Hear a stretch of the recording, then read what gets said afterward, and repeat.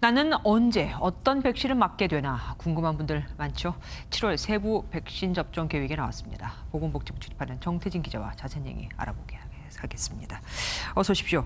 우선 희귀 혈전증으로 논란이 됐던 아스트라제네카 그 접종 대상이 바뀌었다고 하더라고요. 네, 그동안 아스트라제네카 접종 연령은 30세 이상이었습니다. 네네.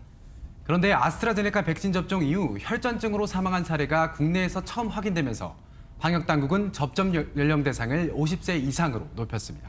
그러면 이미 아스트라제네카로 1차 접종을 한 50대 미만은 어떻게 되는 겁니까? 네, 아스트라제네카로 이미 1차 접종을 받은 50세 미만은 2차 접종 때는 화이자를 맞게 됩니다.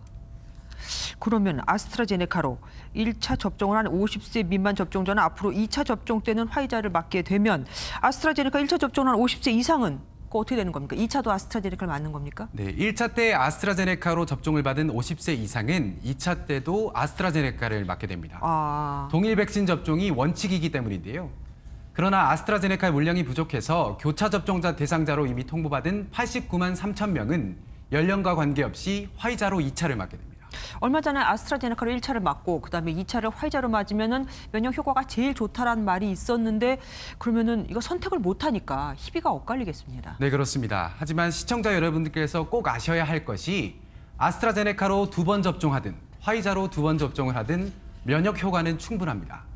다만 지금 델타 변이로 초비상이죠. 네네. 아스트라제네카 1차 접종만 했을 경우 예방 효과가 30%에 불과하다는 연구 결과가 나왔습니다.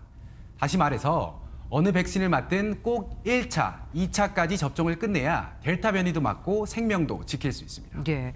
7월부터 시작되는 1차 접종자 이야기도 좀 해볼게요. 이달에 가장 먼저 1차 접종하는 사람들은 누굽니까? 네, 먼저 오는 5일부터는 6월 미접종자 가운데 60세 이상 고령층과 30세 미만 사회 필수 인력이 화이자로 접종을 하게 됩니다. 네. 올해 수능을 보는 고3과 교직원은 7월 19일부터 화이자 접종을 합니다. 고3을 제외한 기타 수험생들은 8월 중에 화이자를 맞게 됩니다. 50대 연령층도 7월부터 1차 접종을 한다고 하지 않았나요? 네, 맞습니다. 우선 55세부터 59세까지는 7월 26일부터 모더나를, 50세부터 54세는 8월 9일부터 모더나를 접종을 합니다.